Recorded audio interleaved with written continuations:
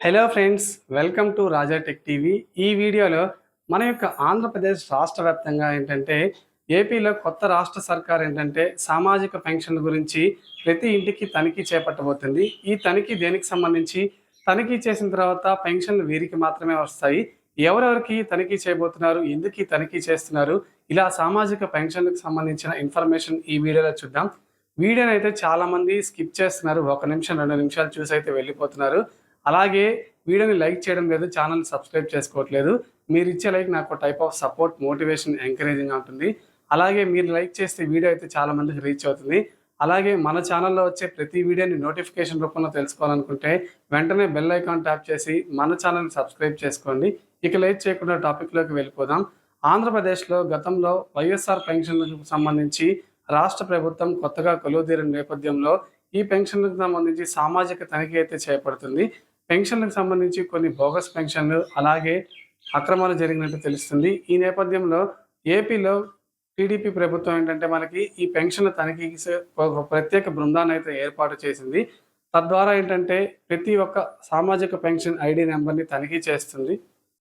ఇక గతంలో వైఎస్ఆర్ పెన్షన్ అనే పేరుతోటి గత ప్రభుత్వం పెన్షన్ల పంపిణీ కార్యక్రమం జరిపేది. అయితే తాజాగా ఏపీలో కొత్త ప్రభుత్వం దీన్ని పేరు మార్చింది. ఎన్టీఆర్ భరోసాగా పేరు మార్చి ఇక నుంచి పెన్షన్లు అయితే పంపిణీ చేయనుంది. గత ప్రభుత్వం అమలు చేసిన విధంగానే ఈసారి కూడా ప్రభుత్వం వాలంటీర్ల ద్వారానే ప్రజా వ్యవస్థకు పెన్షన్లు అయితే పంపిణీ చేయబోతున్నారు. అయితే దీనికి సంబంధించి పెంచిన పెన్షన్లను ఎప్పటి నుంచి అమలు చేయబోతున్నారనే అధికారిక ప్రకటన రావాల్సి ఉంది. ఇక గతంలో మనకి పెన్షన్ 3,000 రూపాయలు ఇచ్చేవారు. ఇప్పుడు దాన్ని కొత్తగా టీడీపీ రాష్ట్ర ప్రభుత్వం 4,000 రూపాయలు చేసింది. అలాగే మనకి గతంలో ఇస్తున్న పెన్షన్లు వికలాంగులకు 3,000 రూపాయలు ఇస్తున్నారు, దాన్ని ఇప్పుడు డబల్ చేసి 6,000 రూపాయల పెన్షన్ అయితే అందజేస్తున్నారు.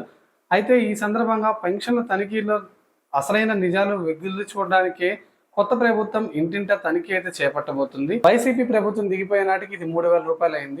ఇక పెన్షన్ భారీగా వస్తున్న నేపథ్యంలో కొందరు నాయకులు, వాలంటీర్లు కుమ్మక్కయ్యి, డాక్టర్లతో కుమ్మక్కయ్యి కొన్ని అక్రమాలకు పాల్పడ్డారు. ఇబ్బడి ముబ్బడిగా వికలాంగులకు పెన్షన్లు అయితే మంజూరు చేయండి. ఇక వికలాంగులను అర్హత చేసే ఎంపిక పత్రం డాక్టర్లచే ధృవీకరించబడే పత్రం అయితే ఏదైతే ఉంటుందో దాని ద్వారా అయితే పెన్షన్ అయితే మంజూరు చేస్తారు. ఈ నేపథ్యంలో మనకి కడప జిల్లా బద్వేలు, పొద్దుటూరు మండలాలు తీవ్ర అవినీతికి పాల్పడ్డారు. ఇక పొద్దుటూరు, కడప, బద్వేలు, జమ్మలమడుగు నియోజకవర్గాల్లో కొందరు డాక్టర్లు కుమ్మక్కై బోగస్ ధృవీకరణ పత్రాలు జారీ చేశారు. దీని ద్వారా లబ్ధి పొందుతున్న పెన్షన్దారుల నుంచి ఒక్కొక్క నాయకులు ఈ ప్రాంతాల్లో మనకి సాధారణ క్యాంపులు నిర్వహించి తద్వారా ఆ క్యాంపుల ద్వారా లబ్ధిదారులకు అర్హత లేకపోయినా కూడా అర్హత పత్రాలను సృష్టించి వైద్యులైతే అందజేశారు. ఇందుకు గాను కొంతమంది నాయకులు ఒక్కొక్క లబ్ధిదారు నుంచి 25,000 రూపాయల వరకు వసూలు చేశారు. ఇక గుంటూరు, వినుకొండ, సత్తెనపల్లి ప్రాంతాల్లో సాధారణ క్యాంపుల్లో మనకి స్లాట్ బుక్ చేసుకొని అనారోగ్యంగా లేకపోయినా కూడా సర్టిఫికేట్లు జారీ చేసుకొని పెన్షన్ అయితే పొందుతున్నారు. ఇక తాజాగా జరిగిన ఎన్నికల నేపథ్యంలో మనకి టీడీపీ ఘన విజయం సాధించింది. దీంతో సాధారణ పెన్షన్ 4,000కు పెంచుతూ, అలాగే వికలాంగులకు 6,000 రూపాయల పెన్షన్ అందజేస్తూ నిర్ణయం తీసుకుంది. ఈ నేపథ్యంలో గత ప్రభుత్వంలో జరిగిన అక్రమాలకు టీడీపీ ప్రభుత్వం చర్యలు చేపట్టింది. దీంతో అడ్డదారుల్లో పెన్షన్ పొంది 25,000 రూపాయలు చెల్లించిన లబ్ధిదారుల గుండెల్లో రైళ్లు పరిగిస్తున్నాయి. ఇక గతంలో వికలాంగులు ఒక ఇంట్లో ఎంతమంది ఉన్నా వారందరికీ పెన్షన్లు వచ్చేటట్టు గత ప్రభుత్వం చర్యలు అయితే తీసుకుంది. దీనికి నేపథ్యంలో మనకి టీడీపీ ప్రభుత్వం దీనిపై చర్యలు తీసుకోనున్నట్టు సమాచారం. ఇక ఇప్పటికైనా రాష్ట్ర వ్యాప్తంగా అధికారులు పెన్షన్ లబ్ధిదారుల విషయంలో విచారణ జరిపి నిజమైన అర్హత గల లబ్ధిదారులకు మాత్రమే పెన్షన్ అందేలా, అనర్హతతో పెన్షన్ పొందుతున్న వారిపై చర్యలు తీసుకోవాలని చెప్పి పలువురు ప్రజలు, నేతలు కోరుతున్నారు.